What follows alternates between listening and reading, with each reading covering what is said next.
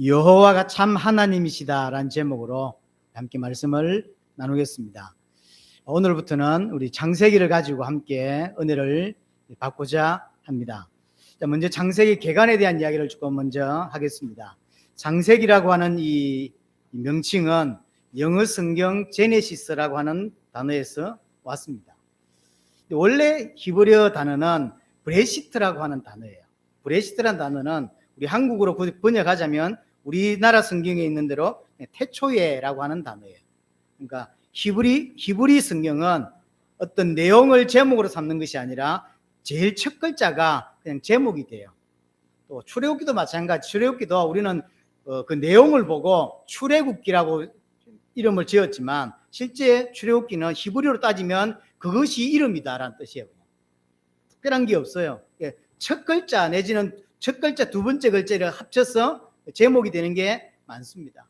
그러면 원래 히브리 성경이 브레시트인데 그냥 태초에라고 하는 제목인데 이게 왜 제네시스가 됐냐면 우리는 영어 성경에서 따온 것이고요. 이 영어 성경은 70인역에서 따왔어요. 70인역에서 게네시스라고 이제 이름을 지었거든요. 이스라엘 백성이 바벨론에 한 70년 포로된 적이 있었습니다. 그 포로되어서 가는 중에 포로되어 있는 중에 히브리를 다 잃어버렸어요. 이해가 되겠죠? 20년은 괜찮았는데 70년이라는 세월을 지나다 보니까 자기 나라 언어를 다 잃어버렸어요. 당시 지금으로 그리스가 전 세계를 제패하고 있을 때입니다. 그 그리스가 쓰는 언어 헬라어가 세계를 제패했죠. 이 언어는 결국 예수님 오실 때도 사용되고 있었습니다. 예수님 오셨을 때 대부분의 사람들이 쓰는 언어가 헬라어예요. 그리고 우리 이제 뭐 성전이라든지 필요할 때 쓰는 언어가 아람어였죠.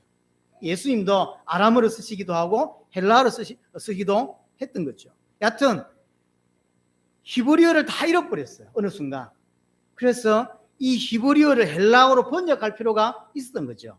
다행스럽게 그리스가 이런 도서관이라든가 이런 것들을 너무 좋아했기 때문에 그걸 번역할 수 있도록 도와줬어요.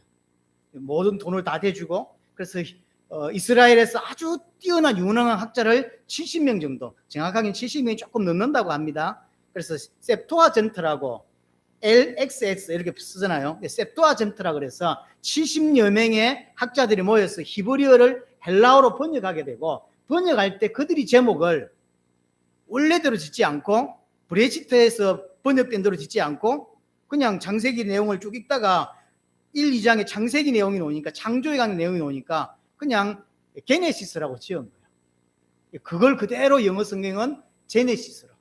뭐 영 틀린 말은 아닙니다. 뭐 기원 또는 발생, 뭐 시작 뭐 이런 단어니까. 그래서 많은 학자들은 요 명칭에 대하여 그렇게 좋아하지는 않습니다. 저 개인적으로도 제목이 조금 그렇다. 왜냐하면 창세기가 50장까지인데 창조에 관한 이야기는 딱 2장밖에 안 나오죠. 그리고 1장부터 11장까지가 원시 이야기라고 한다면 12장부터 50장까지가 아브라함 가문에 대한 이야기예요. 어디가 더 포커스냐면 아브라함 가문에 대한 이야기가 더 포커스예요. 실제로는. 모세가 10km 갈 때. 그래서 창세기라고 하는 이름은 너무 한쪽에 잡혀있는 이름이고 따지자면 퍼센티지로 따지자면 한 80% 이야기가 아브라함 이야기, 아브라함 가문에 대한 이야기죠. 창세기라고 하는 한국 명칭은 영어 성경 그대로 그냥 들고 오면서 번역되어졌습니다. 언제 쓰여졌냐면 이 창세기는 조금씩 다릅니다만 한 BC 1500년 정도에 또는 어떤 학자들은 BC 1200년 정도에 그래서 1200년 BC 12세기 같으면 좀 빠른 쪽이고요. 15세기는 조금 늦은 쪽이겠죠. 하여튼 어느 것을 추정하든 뭐 상관이 없습니다만 정확하진 않으니까 1500에서 1200 사이인 것 같습니다.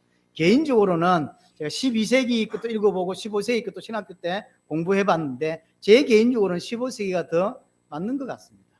뭐 그거는 뭐 진리가 아니니까 굳이 따질 필요가 없고요. 자, 누가 지었냐? 모세가 지었습니다.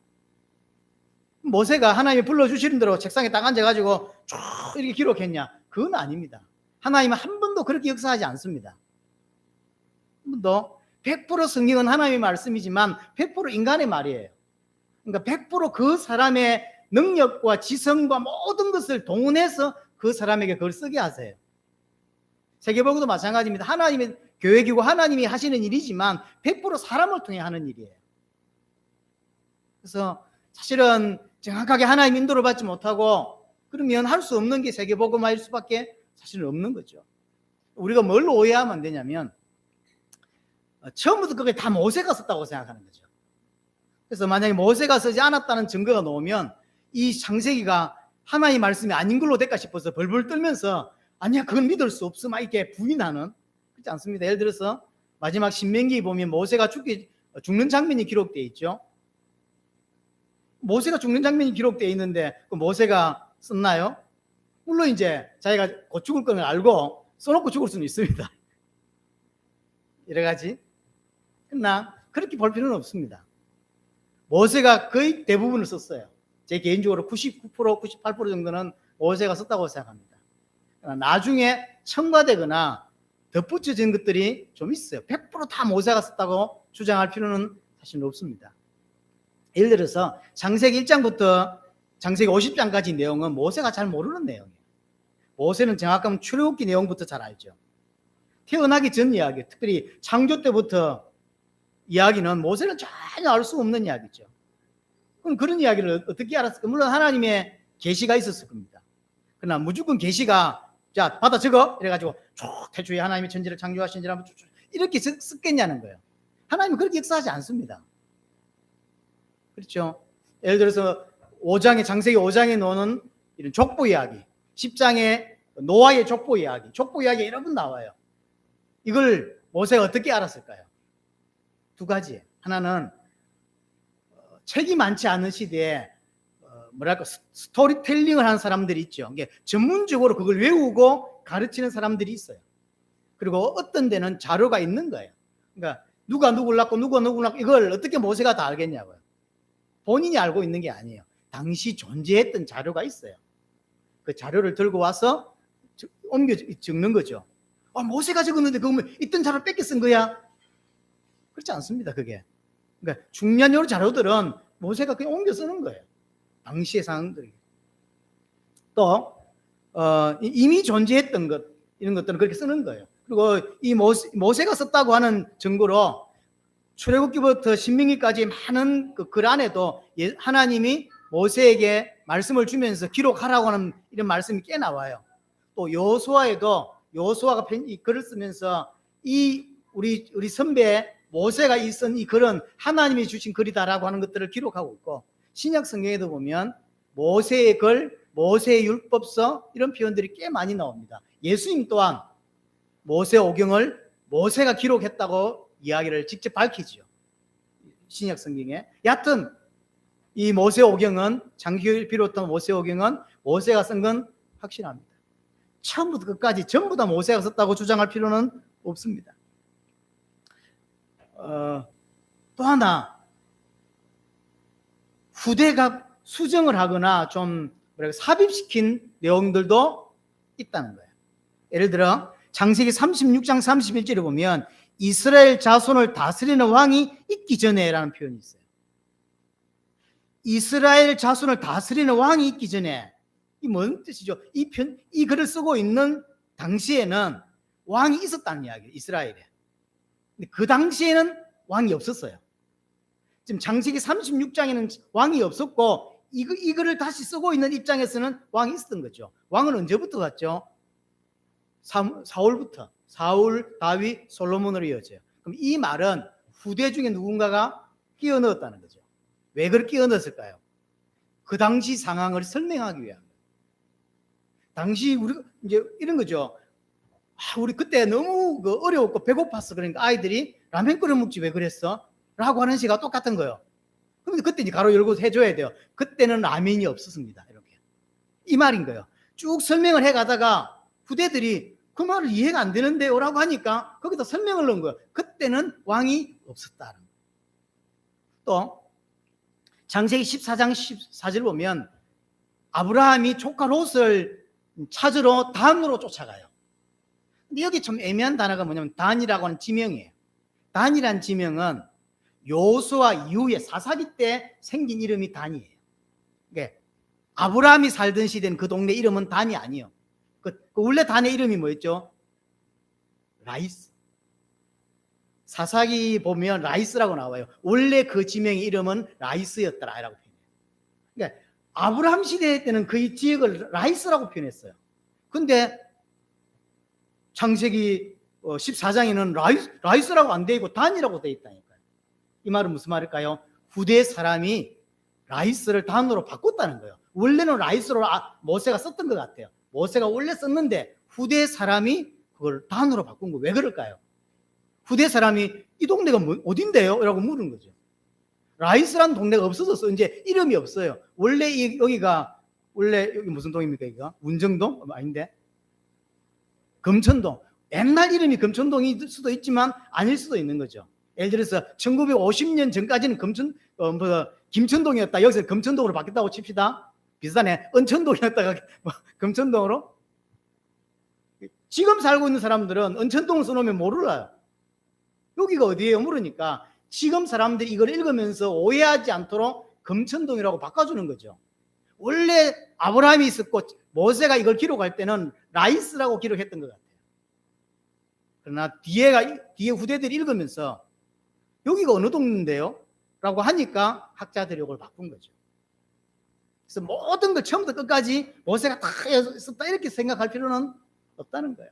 그러면 언제쯤 이걸 편집이 되고 다시 이렇게 뭐랄까요 삽입이 되고 했을까라고 할 때 그건 아마 바벨론 포로 이후에 에스라라든지 학계라든지 이런 사람들이 성경을 다시 번역하고 하면서 아마 좀 필요한 작업들이 있었던 것 같아요. 그때일 가능성이 저는 개인적으로 높다라고 생각합니다. 하여튼 그 외에도 장세기의 결혼에 대한 이야기를 할 수 있는 게 많지만 굳이 그까지만 아셔도 될 것 같다고 생각됩니다. 자, 중요한 건 이제 오늘부터 창세기를 좀 보게 될 건데 오늘은 서론적인 이야기만 좀 하겠습니다. 창세기 기록 목적이 뭐냐면 뭘 우리에게 가르쳐주기 위해서 창세기를 기록했냐는 거예요.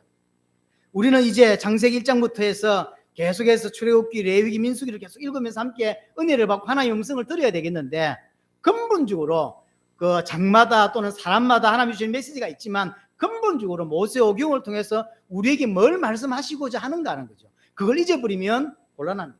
성경을 해석할 때 어떤 문장이 해석이 되어지는데 그 해석이 근본적으로 성경에서 말하고자 하는 그거와 대치될 때가 가끔 있어요. 어느 것이 더 올바른 해석이냐는 거예요. 성경 근본적으로 예수님께서 요한복음 5장 39절에 말한 대로 성경은 나에 대한 기록이라고 했어요. 이것이 예수님이 성경을 보는 성경의 관점이에요.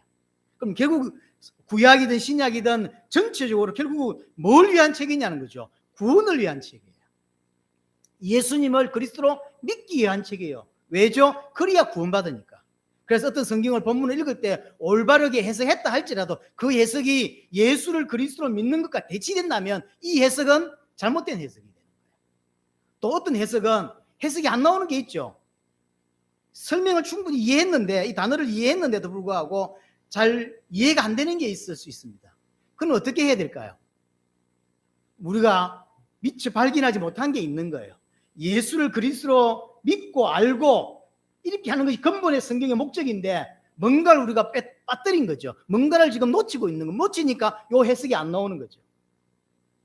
성경 신구약 전체는 예수님을 하나님의 아들 그리스도로 믿게 하여 주신 책이에요.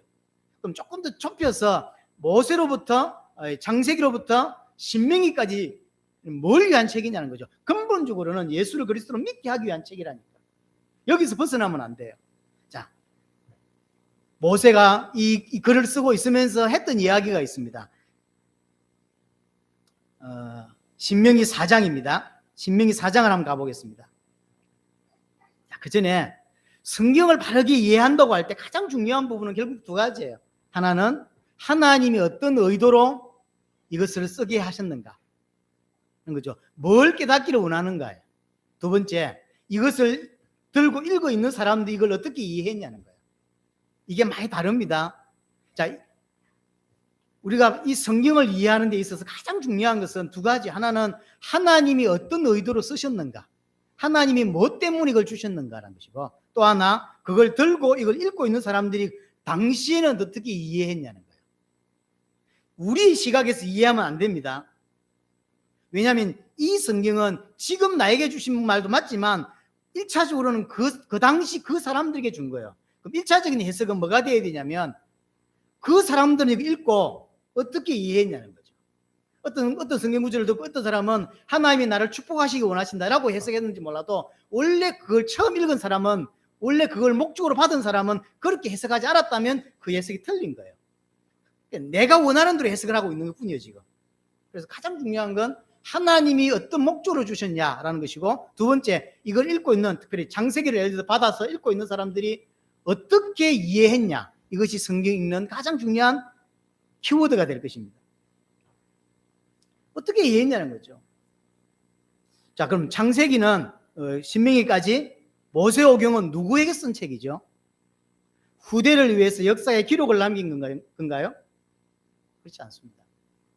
출애굽을 해서 가나안을 가고 있는 중에 쓴 책이에요. 그럼 읽는 대상자, 독자가 누구죠? 출애굽을 해서 가나안 가고 있는 사람들이 독자예요. 이 사람들이 이걸 어떻게 이해했냐, 이것이 우리가 이 창세기를 대하는 자세가 될 것입니다.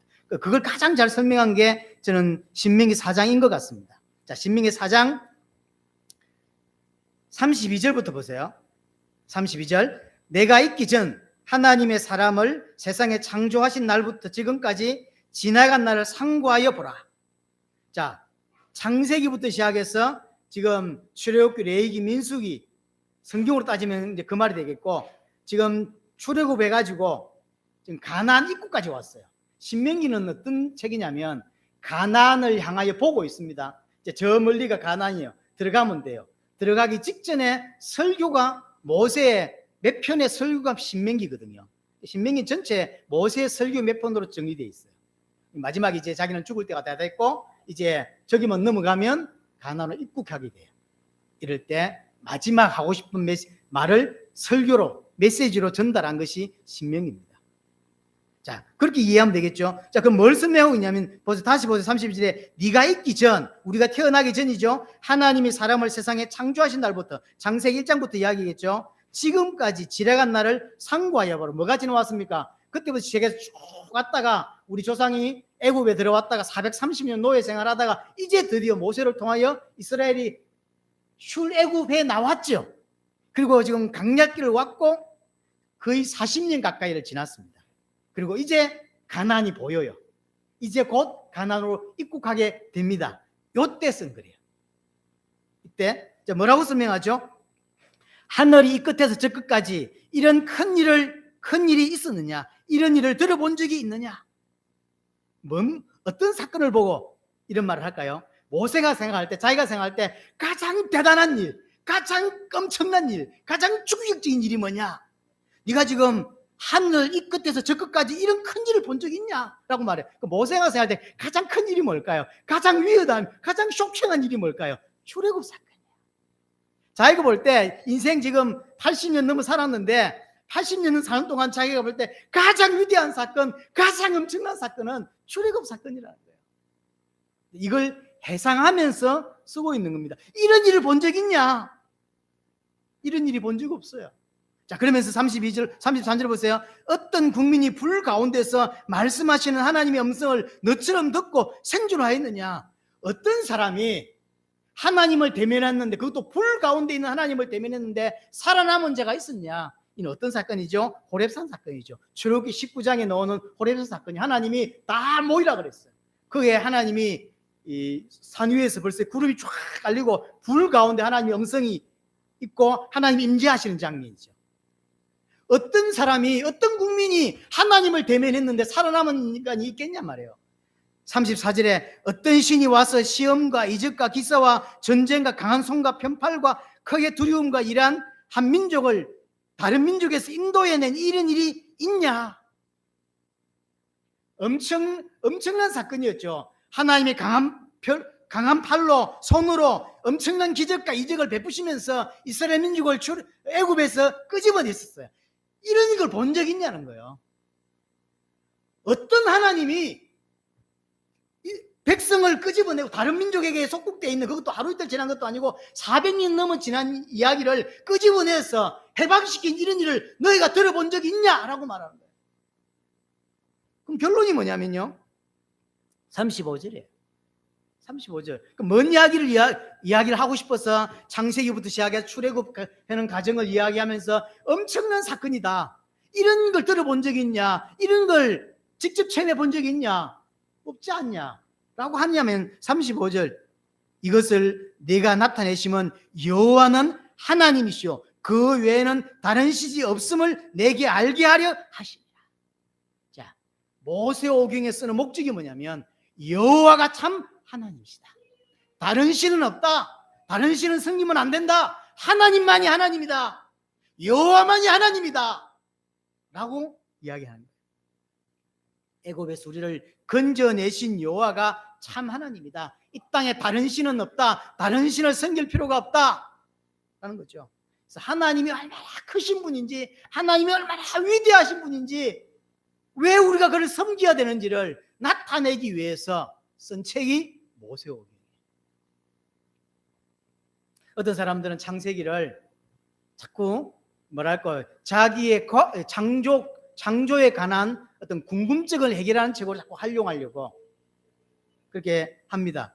우리의 궁금증을 해결해 주는 책이 아닙니다. 근본적으로 의도가 달라요.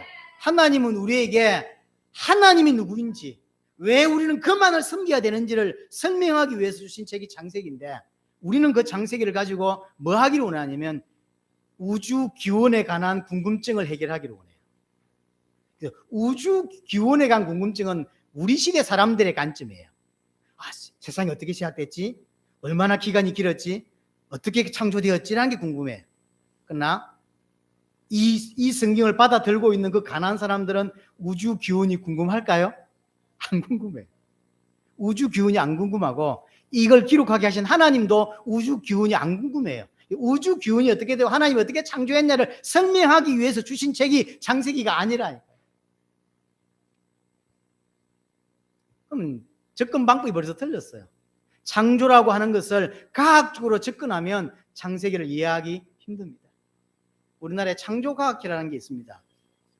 나름 어떤 역할도 하고 선한 어떤 영향력도 있다고 생각합니다. 그러나 창조과학회에서 이제 모든 족보를 이렇게, 예를 들어 아담은 몇 살에 죽었고 노아는 몇 살에 죽었고 쫙 계산을 해가지고 쭉 하니까 이제 지구가 연대가 한 6,000년 된다 이렇게 표현하죠. 근데 6,000년, 일반 역사에서 지구를 몇 년쯤 보죠? 뭐 45억만 년 뭐 이렇게 보잖아요. 이게 조금 갭이 1,000년, 2,000년 나야 이렇게 뭘 할 건데 갭이 너무 나요. 창조과학회는 6,000년에서 7,000년이라고 주장하는데 일반 역사에서는 진화되고 가지고 이게 뭐 어떤 뼈 조각 하나 나오면, 어떤 뭐 하스 같은 거 하나 나오면 뭐 5만 년 됐다 그러고, 뻑하면 10,000년이, 일단 10,000년이 넘어요 무조건. 이게 뭐가 맞냐는 거예요. 또 창세기 1장에 놓으면 첫째 날은 하나님이 빛이 있으라, 그러니까 빛이 있었고, 둘째는 이렇게 바다와 하늘에 대한 것, 셋째는 땅에 대한 것. 그래서 넷째들은 그게 대칭됩니다. 하늘에 빛이 있으라 하고 그 빛에 대하여 강명체를 밝혀요. 하늘을 먼저 짓고 4일째는 강명체 시키면 태양과 달과 별들, 둘째는 창공을 짓죠. 하늘과 바다를 지어요. 그래서 거기에 살 수 있는 물고기나 새를 짓고, 마지막 셋째 날은 땅을 짓죠. 그래서 여섯째 날은 땅에 살 수 있는 짐승과 사람과 식물과 이런 것들을 다 지어요. 이게 대칭되게 돼 있어요. 그래서 하루를 24시간으로 또 계산을 하거든요. 24시간이 맞을까요? 24시간이라는 건 태양을 기준으로 하는 건데, 태양은 넷째 날 창조됐는데, 그래서 어떤 학자들은 이 성경에 보니까 하나님에게는 하루가 1,000년 같고 1,000년이 하루 같다 그래서 1,000년씩. 그래서 창조 6,000년 걸렸다는 거예요. 근데 하나님에게는 그게 하루기 때문에 우리 생각에 6,000년이지. 그러면 이제 한 12,000년 되겠죠. 지구 역사가. 처음부터 하나님하고 핀트가 안 맞는 거예요. 그런데 궁금하지 말라는 거예요. 창세기를 가지고 그런 거 파헤치고 진화론이 틀렸다, 뭐 창조론이 틀렸다 이런 이야기 하라고 주신 책이 처음부터 아니란 말이에요. 안 맞는 거예요.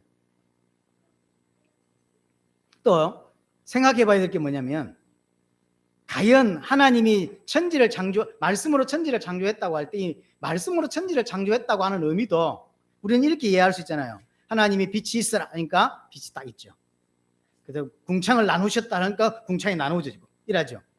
그게 어떤 의미일까요? 우리는 어떻게 이해하고 있냐면, 하나님이 말씀을 딱 하니까 짠 빛이 생긴 거예요.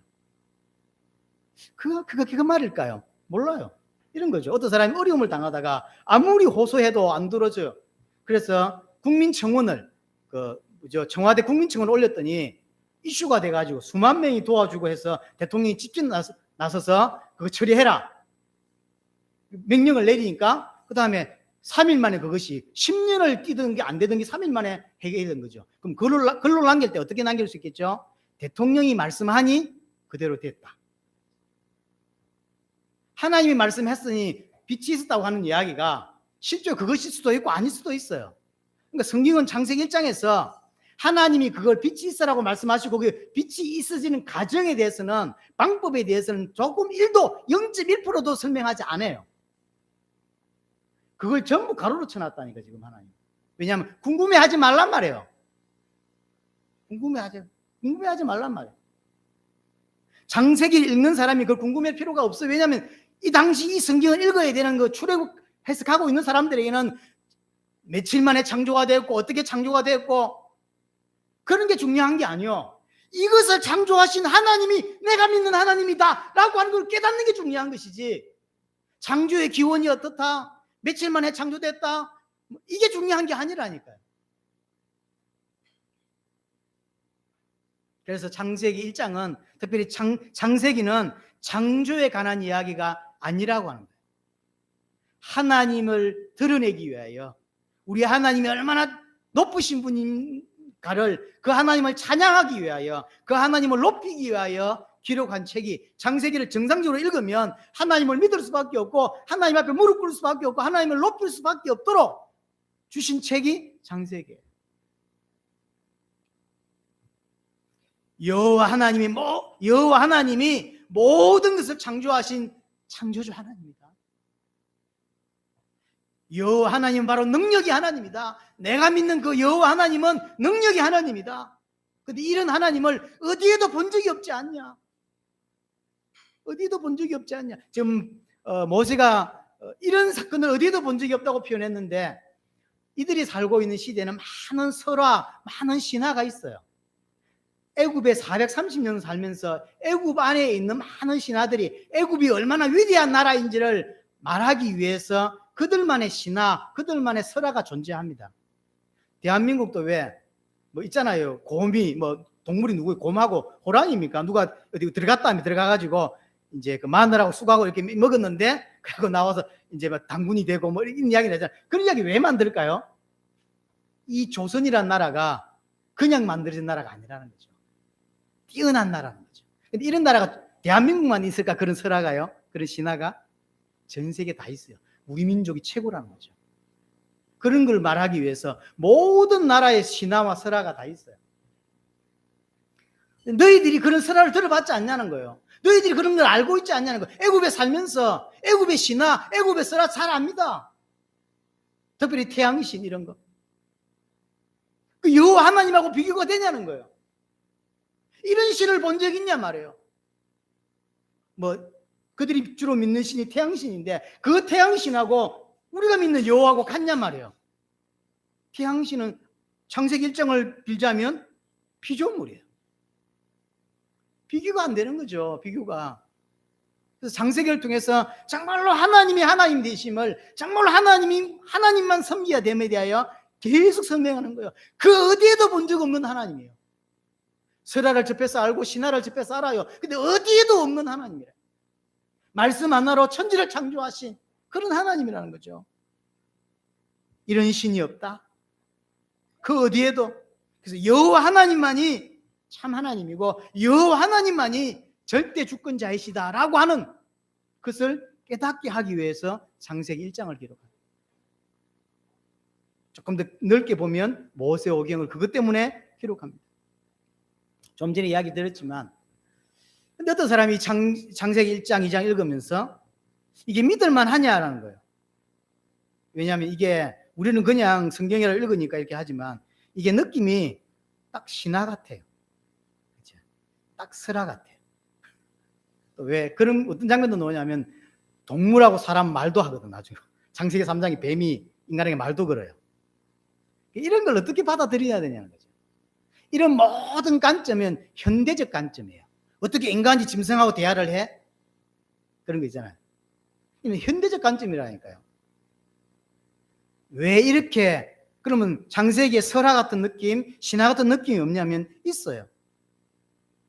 당시에 사람들이 이해할 수 있는 역사의 방법이, 역사를 기술하는 방식이 설하고 신화예요. 지금하고 다릅니다. 만약 지금 하나님이 우리에게 창세기를 기록하게 한다면, 누군가를 통해 기록하게 한다면 이렇게 기록 안 하시죠. 현대적 관점으로 기록하게 하실 것이고, 그래서 현대의 21세기를 살고 있는 사람들이 이해하도록 성경을 기록했겠죠. 그러나 이 성경은 1차적으로 출애굽을 해서 나가는 가나안으로 들어가야 되는 사람들이 읽어야 되는 게 1차적인 목표예요. 그 사람들에게는 이렇게 역사를 이해하는 방식이 설하고 신화예요. 그래서 그들이 이해할 수 있는 방법으로 설명할 수밖에 없는, 그래서 설화 느낌, 신화 느낌이 들 수밖에 없는 거예요. 그래서 어떤 사람이 자꾸 묻죠. 창세기는 설화입니까? 신화입니까? 비슷하네. 설화입니까? 역사입니까? 역사죠. 근데 설화의 방식을 빌어서 설명한 역사예요. 왜 그렇게 했을까요? 그들이 이해해야 되니까. 그들이 이해해야 되니까. 그 사람들이 수준, 그 당시 사람들이 이해할 수 있도록 하기 위해서 이런 방식으로 그들에게 창조를 설명할 수밖에 없었던 거예요. 제가 개인적으로 볼 때 당시에는 이렇게밖에는 계시할 수 없었을 것 같아요. 왜냐하면 그들이 이해해야 되니까. 자, 하나님이 어떤 진리를 설명하는데 하나님의 방법대로 설명하면 인간이 못 알아들어요. 그래서 성경도 하나님의 관점에서 기록한 게 아니라 인간의 관점에서 인간의 방식으로 설명한 게 성경이에요. 그래 안 하면 인간이 못 알아들어요. 예를 들어 볼게요. 자, 휴대폰이라는 게 있어요. 제가 휴대폰을 가지고 전화도 할 수 있고 문자도 보낼 수 있고 사진도 우리 하랑이한테 보낼 수 있어요. 자, 요걸 지금부터 3,500년 전 출애굽한 사람들에게 설명을 해야 돼. 바로왕하고 애굽의 바로왕과 가나안에 있는 사람이 둘이 대화를 한다라고 설명을 하면 어떻게 이해할까요? 어떻게 대화를 하지? 그렇게 가면 목소리가 크단 말인가? 바로왕이 말하는데 가나안 사람이 들어 어떻게 듣지? 무슨 이게 구름을 올린다, 이게 뭐 봉화라고 합니까? 뭐라죠? 그걸 올린단 말인가? 아니요, 그게 아니고 어떤 손바닥만 물건이 있는 이 물건에도 말을 하면 그게 들린다 이러면 그걸 어떻게 이해하죠? 그 정도가 아니라 이렇게 막대기만한 걸 들고 이렇게 딱 쳐다보면 얼굴도 같이 볼 수 있대요. 옆에 있어? 아니, 그게 아니라 500km 떨어져 있지만 이렇게 얼굴 보고 이러면 이 사람 이해할까요? 이걸 이해 못해요. 어떻게, 그러면 만약 그걸 기록을 해야 된다면 어떻게 기록하겠죠? 어떻게 해야 되겠어요? 우집사님 모르지. 그러나 그 당시 사람들이 오해하지 않을 만큼만 설명을 할 수밖에 없어요. 사자를 보내매, 그날 밤에 사자를 보내매, 뭐 이런 식의, 그날 밤에 바로에게 나타나시매, 뭐 이런 식의 어떤, 왜냐하면 그 방법이 설명을, 만약에 진짜로 진리대로 설명했다, 앞으로 3,500년 후에는 막대기만한 어떤 물건이 하나 나오는데 이 물건을 들는 순간 이 자리에 있는 걸 볼 수 있고 1,000km 밖에 있는 사람도 볼 수 있다 이렇게 설명하면 바로 돌에 맞아 죽죠. 미친놈이라고 하겠죠. 방법이 없는 거, 사람이 못 알아듣는다. 그러니까 하나님이 우리에게 진리를 가르칠 때 하나님의 방식대로 설명하면 단 한 명도 알아들을 수 없어요. 그래서 이 사람들이 시각대로만 설명하는 거예요. 제가 초등학교 한 3학년, 4학년쯤 됐는데 이야기하면 너무 내가 오래 한 사람처럼 느껴지는데요. 제가 경남 하동 출신인데 하동은 대부분 푸세식 가장실이 그 당시엔 다 푸세식이었어요. 푸세식 해봤어? 푸셋이? MT 같은 데 가서 해봐. 예. 자, 푸셋에서 이게 기다란 막대기처럼 돼 있고, 그 앉아서 이게 이제 용변을 보는데요. 어제 봤던 게 밑에 보이죠, 이렇게. 근데 이제 선생님이 와가지고는, 특강하러 와가지고는, 앞으로는 화장실이 집안에 이게 있게 되고, 그 냄새 나는 게 집안에 들어온다고? 근데 제가 충격받았던 그 말이 아니에요. 화장실 볼일을 보면 밑에서 물이 올라온다는 거예요. 지금 제가 이게 비대예요. 이 사람이 서울 갔다가 비대를 받는가 봐, 이 선생님이.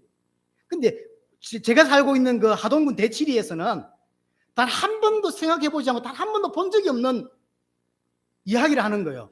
볼일을 보고 나면 밑에서 이게 물이 올라오고 그다음에 바람이 올라와서 엉덩이를 말려준다네. 그러니까 이제 기본 틀이 뭐냐면 푸셋식 화장실이에요.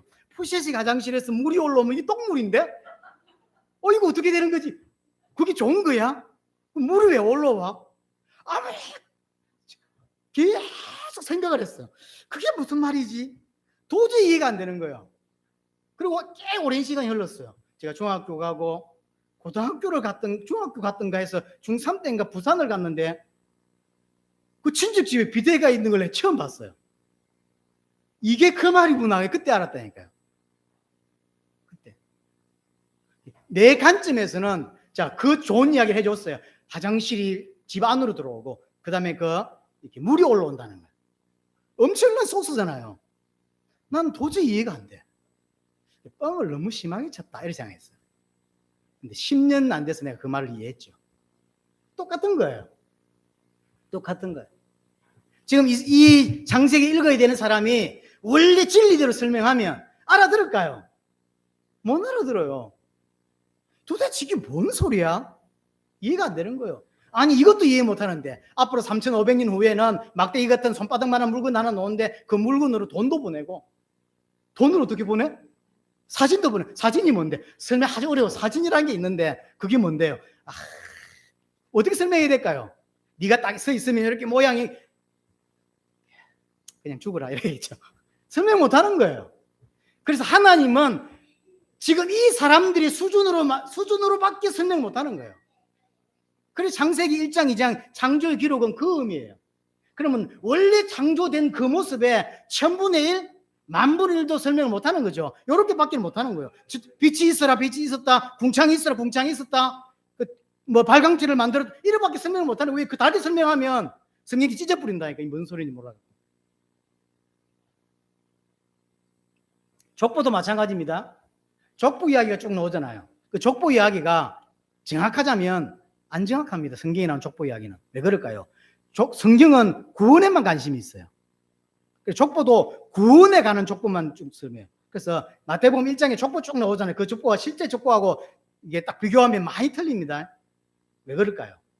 어떤 사람은 구원하고 관계없는 인간들이 많았던 거예요. 싹 빼버려요. 그러니까 예를 들어서 성경에 제 이름이 들어갔다면 현식이가 준서를 낳고 준서가 누구를 낳게 되는데, 예를 들었어요. 제 이름 나오고 한참 다른 이름이 나오는 거예요. 제 아들은 준서인데 준서가 안 나오고 다른 이름이 나오는 거예요. 왜 그럴까요? 요 사람들은 구원 관계 없었다는 거예요. 그래서 성경에는 누가 누구를 낳고 말했지만 실제로 요 사이가 200년씩 차이 나는 경우도 있어요. 그래서 마태복음에 나오는 그 족보들은 실제 족보가 많이 달라요. 하나님은 구원에만 관심이 있어요. 그래서 족보도 구원의 관계에 대해서 필요 없는 족보를 빼버리는 거예요. 그래서 원래 팩트대로 기록하지 않아요. 그건 하나님의 관심사 밖에. 자, 430년 노예 생활을 하고 있다가 이스라엘 백성들이 출애굽에 나왔습니다. 14절을 다음 주 좀 보게 될지 모르겠지만 보세요. 14절에 보면 하나님이 이르시되 하늘의 궁창에 강명체가 있어. 강명체, 쉽게 말하면 이제 해와 달과 별들을, 그래서 낮과 밤을 나누시는 장면들이 나옵니다. 이제 이걸 딱 읽었을 때 여러분들은 하나님이 해와 달과 별을 만드셨구나 생각하지만 이걸 읽는 출애굽인 사람들은 다르게 이해합니다. 왜 그럴까요? 해와 달과 별은 애굽 사람들이 신으로 섬기는 거예요. 여기서 벌써 달라요. 그들은 신이요. 자신의 나라를 지켜주고 자신의 생명을 지켜주는 신이었어요. 그런데 오늘 성경을 딱 보니까, 모세가 써준 걸 딱 보니까 신이 아니요, 참신이 아니구나, 피조물에 불과하구나, 하나님이 만든 피조물이었구나, 신이 아니었구나라는 걸 깨닫게 되는 거예요. 특별히 애굽은요, 태양신이 가장 위대한 신이에요. 그래서 바로를 그 태양신의 아들이라고 믿는 거거든요. 그래서 일반 사람들하고 다른 거예요. 바로 가장 위대한, 가장 엄청난 신의 아들이 바로다, 이렇게 생각하는 거예요. 근데 오늘 성경을 딱 읽는 순간 피조물이구나. 우리가 믿는 하나님은 그 피조물을 만드신 분이구나. 이런 하나님이었구나. 이런 대답이 나와요. 애굽 신은 피조물에 불과합니다. 보통은요, 설화나 신화에 보면 신들의 전쟁들이 꼭 있습니다. 그 그리스 신화에도 보면 신들의 전쟁이 있어가지고 제우스가 어떻고 이렇게 나오잖아요. 모든 데 다 마찬가지예요. 신들이 전쟁을 해요. 그리고 이긴 신이 대빵신이 되고, 그 나머지 신들은 그걸 이제 숭배하는, 이렇게 되거든요. 근데 창세기 1장과 2장을 딱 읽는 순간 다 정리가 돼버려요. 신들이 싸움을 해가지고 대장신이 돼야 되는데 여호와는 처음부터 다른 거예요. 게임이 안 되는 거예요. 신들이라고 말하는 게 다 피조물이요. 하나님 앞에는 싸움 자체가 안 되는 거죠. 사실 출애굽기의 이야기가 사실 나온다고 봐야 돼. 왜 그러냐면 출애굽할 때 10가지 재앙을 가지고 이 재앙을 내리죠. 그 재앙 당하는 대상이 뭐죠? 그게 신이에요. 보통 신화는 싸움을 해가지고 대빵신이 나오는데, 여기서 창세기와 출애굽기를 읽는 순간 뭔 답이 나오냐면 여러분하고 다른 관점이라니까요. 여러분들 관점 빨리 바꾸셔야 돼요. 그렇게 여러분들이 현대적 관점으로 성경을 보면 이해 안 되게 돼 있어요. 그래서 1차가 제대로 해석이 돼야 2차 리딩이 된다고. 1차 리딩이 안 되면 2차 리딩까지 갈 수가 없어요. 보통 그렇게 그래야 되죠. 근데 하나님은 출애굽에 나오면 출애굽 사건을 통해서요, 싹 짓밟아 버린 거예요. 싸움이 된 게 아니라, 싸움 된 게 아니라 이 신도 아니다 하면서 싹 이게 그냥 짓밟아 버린 거예요. 그러니까 모세가 하네요. 이런 신을 본 적이 있냐? 불꽃 가운데서 우리 염성을 하셨는데 살아남게 하시고, 엄청난 기적과 이적과 그 하나님의 패신 팔로 통하여 다른 나라에서 우리를 건져내신 이런 신을 본 적이 있냐? 여호와만이 하나님이다. 우리가 믿는 하나님만이 참 하나님이다. 말씀 하나로 천지를 창조하신 그분이 우리의 하나님이다. 나의 하나님이다. 그 말이에요. 그래서 지금까지 몰라가지고 별 섬기고요, 달 섬기고 해 섬기고 몰라가지고, 근데 딱 펼치는 순간 신도 아니구나, 이거는 다 피조물이구나. 내가 믿는 하나님이 모든 것의 창조주였구나, 모든 것의 절대 주권자였구나라고 깨닫게 되는 거예요. 그러면 이제부터 어떤 단계로 넘어가냐면 우리가 누구를 섬겨야 되겠냐 말이에요. 저 태양 같은 그런 거, 저는 귀신 같은 그런 거 섬겨야 되겠습니까? 아니요. 참 하나님, 여호와 하나님만을 섬겨야 된다. 우리가 남은 인생 뭐 해야 되겠냐면 그 여호와 하나님만을 섬기는 자가 되어야 되는 거죠. 강약길 걸어가는 이 이스라엘 백성들, 이렇게만 이해하면 이 창세기는 이스라엘 백성의 역사에 불과합니다. 결국 이 강약길을 걸어가는 사람 이스라엘인데, 결국 그건 지금 우리에게 누굴 말하죠? 교회에 주신 메시지죠. 창세기는 우리에게 주신 메시지입니다. 하나님이 모세를 통해 기록하게 하고 하나님을 드러내셨어요. 근데 모세가 아니죠. 모세는 그림자에 불과합니다. 누구의? 예수 그리스도예요. 모세를 통하여, 그를 통하여, 그래서 모세가 6월절에 피를 흘리면서 그렇게 빠져나왔습니다. 전부 그림자입니다. 6월절에 피도 그림자고 모세도 그림자고 다 그림자죠. 누가 하나님을 드러낼 수 있고 누가 하나님을 만나게 할 수 있습니까? 그분이 그리스도예요. 누가 그리스도입니까? 예수가 그리스도입니다. 그래서 예수 그리스도를 정확하게 알고 믿을 때만 하나님을 만나고 하나님을 누리고 하나님을 올바로 섬길 수 있게 되는 거예요. 창세기를 공부하는 동안에 계속 예수가 내게 깊이 보이고 사로잡히고, 그를 통해 하나님 올바르게 섬기고 그를 닮아가는 은혜가 저와 여러분들에게 있게 되기를 바랍니다. 창세기 전체를 통하여 하나님이 2021년에 주시는 메시지를 굳게 붙잡게 되기를 바랍니다.